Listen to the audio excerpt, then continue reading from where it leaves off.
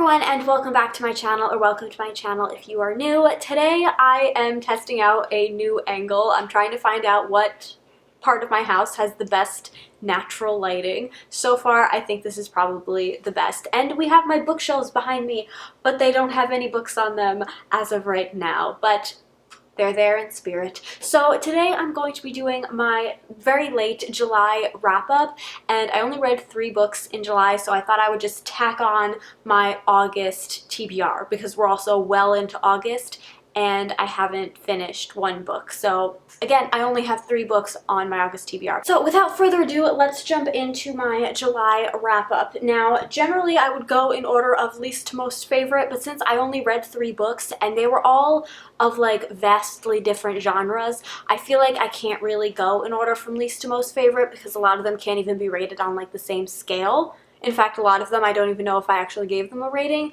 So I'm just going to start off with the first one that pops into my head, which is Crown of Midnight by Sarah J. Maas. This is, of course, the second book in the Throne of Glass series. You guys know I really loved Throne of Glass, but I think I actually loved this one even more, which could just be because it took me a good 100 pages to get into Throne of Glass, whereas with this one I was into it from the very beginning.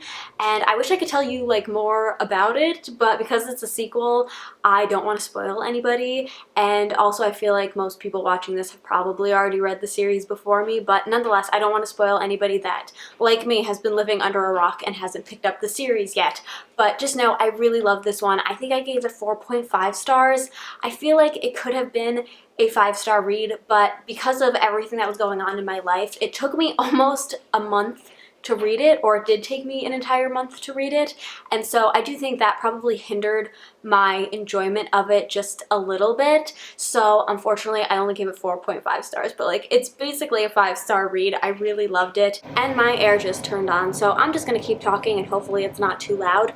But in case anyone was curious about my thoughts on the like love interest, love triangle kind of situation, because if you watched my Throne of Glass review, I was very much rooting for one specific person, and in this book it goes completely in the opposite direction, and I thought I wasn't gonna like it, but I actually really enjoy this guy also. I think this is the only time in a love triangle relationship where I have enjoyed both of the love interests. Like, they're both equally charming to me, and it's quite strange, but I thoroughly enjoy it. And now I'm like torn between like who I want her to be with, but either way, I really enjoyed these books. As per usual, I think Sarah J. Maas has really fantastic writing that is super gripping, and one of my favorite things about her writing as well, I don't know if she does it in like all of the books in the series or all of her different book series, but at least in these first 2 books, she does this thing where every once in a while you'll get a like chapter from the perspective of a different character besides the main character.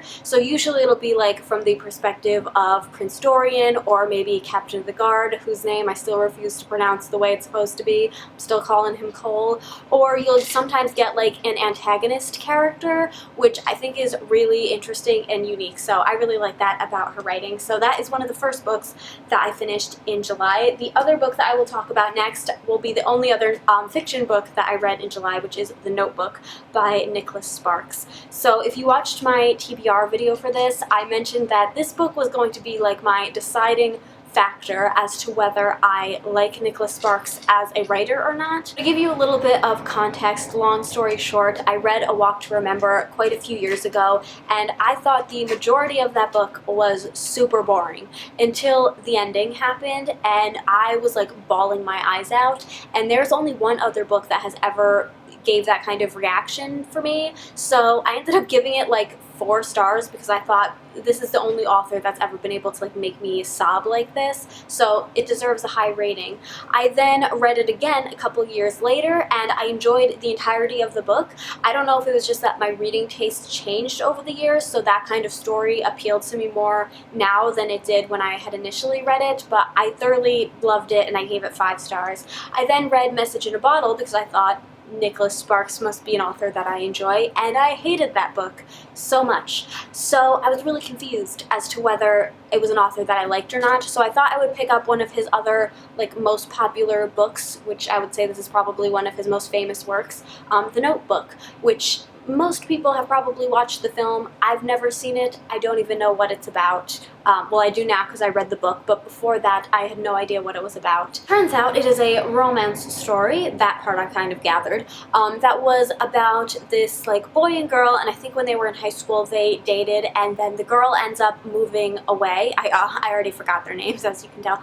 The girl ends up moving away, and this takes place like way back in the day, so there was no like long distance relationship FaceTiming going on. This was like you had to write letters, and she never got any letters from him, so their relationship just completely fizzled out until many years later when she's actually engaged to another guy but ends up reconnecting with this guy from when she was a teenager, and it's told through like alternating kind of perspectives between the two of them, and yeah, that's basically the premise of what the story is about. Similarly to the first time I read A Walk to Remember, I found the majority of this book to be extremely boring. I thought it was very cheesy, and I also didn't really even think the writing was that good, which even though the first time I read A Walk to Remember and stuff like that, even though I also thought it was cheesy and I didn't really like it, I still thought he was a good writer. Like, I felt like I could understand why people liked his books, whereas with this one, I didn't feel that. Just all around, I didn't think the writing was that great until the ending, like the twist, so to speak, where Nicholas Sparks rips your heart out and like stomps on it on the floor. That's what happened, and then I was like, you know what? I can actually really appreciate this story. So it was very similar to the first time I read A Walk to Remember, which means that this book did absolutely nothing for me in deciding whether this is an author I like or not. I still don't know. But yeah, I don't even know how to rate this book really. I think I gave it 3 stars on Goodreads, but yeah, it was like the majority of it, I didn't really like it, but like the ending, I was like, it makes me feel feelings. I didn't actually cry, but like, I still felt like I could appreciate the story after the ending. So I still don't know if he's an author I like or not. Like, I just don't know if the majority of his boring story is worth the feelings that I get at the end of his books. So, I don't know. Let me know in the comments, is there like another Nicholas Sparks book that you would recommend for me to pick up to give a 4th chance to? Let me know. And the final book that I have to talk about that I read in July was actually a nonfiction book called You Will Get Through This Night by Daniel Howell. If you don't know who Dan Howell is, he's actually a YouTuber. You might know him better as Dan from Dan and Phil. He is like a comedy YouTuber, and I have watched him for years and years and years. I'm actually such a big fan of his that in 2018 I went to see him and Phil live on their Interactive Introverts tour. Me and my mom went to see it. My mom doesn't know who they are, but even she had a good time at their show. So I've been a really big fan of his for a really long time, and when I heard that he was writing a book, and especially a book about mental health, I knew I wanted to pick it up. So I think I was probably one of the first people to get a copy from my library because I just pre-ordered it that far in advance. So yeah, it's a mental health kind of help book, I guess. I feel like my camera dropped somehow, so I'm gonna try and readjust it. Hopefully that looks a little bit better. I was like, where's my forehead go? Anyway, so it is basically a mental health help book, specifically for things like anxiety or depression, but I'm sure a lot of them could work for some other like mental health problems. So this book is broken down into 3 parts, which is probably my favorite thing about this book, is that it is written in a way that is so easily formatted where you don't have to read it in chronological order. You can just pick out whatever part that you need at that time. So if I can remember correctly, it's broken down from the first part, which is called Tonight, or something similar to that, and that's basically like things where if you feel like you need help right now, that part of the book is full of like tips and tricks of things that you can do right now, like things that you don't need outside sources or anything like that. Like, you can just read that part of the book when you need it, and it can help you right in that moment.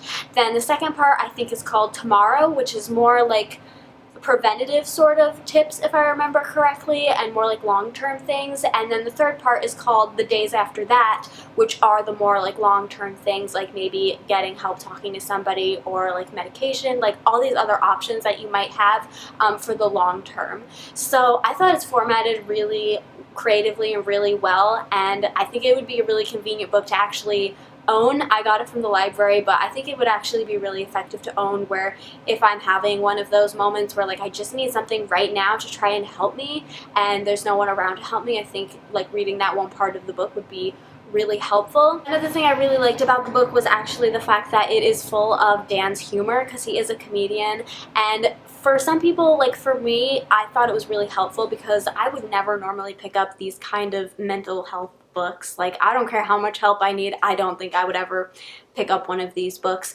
But luckily it was written in a way where it had all of this comedy throughout it, so it didn't like take away the seriousness of the book, but it also didn't make it drag. It like really helped to keep the book engaging, I guess, especially because I read it from like cover to cover. I didn't jump around or anything like that, so it kept me really engaged. However, I can see how that sort of humor could be a hindrance for other people reading the book that maybe don't know who Dan Howell is and haven't followed him on YouTube and don't understand his very specific kind of sense of humor. For instance, one day while I was reading the book, I didn't know that my mom was reading over my shoulder, and out of nowhere she asks me, "What's a furry?"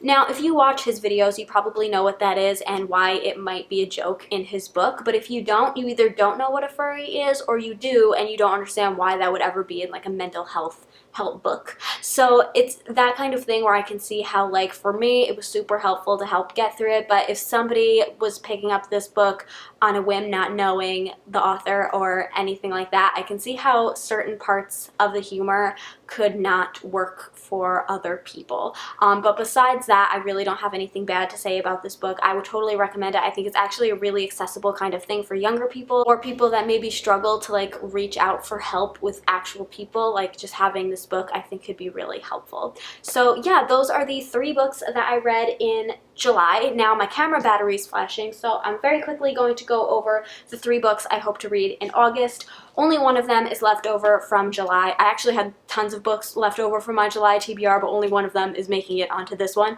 and that is Heir of Fire by Sarah J. Maas. This is obviously the 3rd book in the Throne of Glass series. I'm super excited to get into this one. It is very chunky though, so I'm a little intimidated by it. Speaking of chunky books, the next one we have is Gods and Monsters. This is another chunker of a book, which I'm very intimidated by, but I am so excited to read this book. It is the 3rd and final book in the Serpent and Dove trilogy. If you have been watching my channel for any amount of time, whether you've read this book or not, you probably know what it's about from me explaining it so many times, but just in case you're new here, I do know I have quite a few new viewers actually. This book series is a young adult, but it kind of borders on almost being a new adult book series, and it is a fantasy historical romance in which we follow our main character called Lou, or Louise, and she is a witch that is forced into an arranged marriage with a witch hunter that doesn't know that she is a witch. That is the premise of the 1st book, and if that doesn't grip you, I don't know what will, but I absolutely loved the first 2 books in this series, so I'm so excited to find out how it concludes. And also, like, this cover is just stunning, man. I can't even explain it to you. So I'm super excited for that, but those are 2 very thick books that I have to get through this month. And then the final book is actually one that I am currently reading. I'm about halfway through it, and that is Luckiest Girl Alive by Jessica Knoll.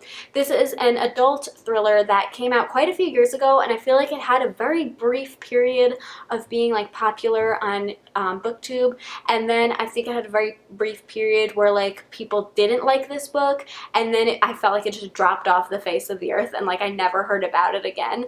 But I bought this book secondhand a couple years ago, and it sat on my shelf for a really long time until I decided I wasn't really interested in it anymore, so I unhauled it and I gave it to one of my coworkers, and she read it, and basically what she said was, this book is really weird but really well written, so you can have it back and actually read it this time. And so that's what I'm doing. So yeah, sometimes it really helps to unhaul your books and give them to your friends, and then if they like them, they can convince you to read them again. So that's what I'm doing with this one. I'm a little more than halfway through it, and yeah, it is very weird. I can appreciate that it's very well written. It does have kind of flowery writing in a weird way, which isn't my favorite because it doesn't flow super well for me. But I'm really hoping that like the twist of this book, because truly I really don't really know what the twist is going to be, so I'm hoping it's going to be really good. But either way, those are the 3 books that I hope to read in August. I hope you all enjoyed this video. I hope it wasn't too scattered because I still have my little kittens running around the house causing mischief. So whenever they run into the other room, I have to run after them because I don't know what the heck they're doing in the kitchen. Probably pulling knives out of the drawer or something. But yeah, I hope this video wasn't too all over the place, but I'm all over the place, so that's what you're gonna get for now. But if you did enjoy this video, please give it a thumbs up, subscribe if you haven't already, and I'll see you in my next one. Bye!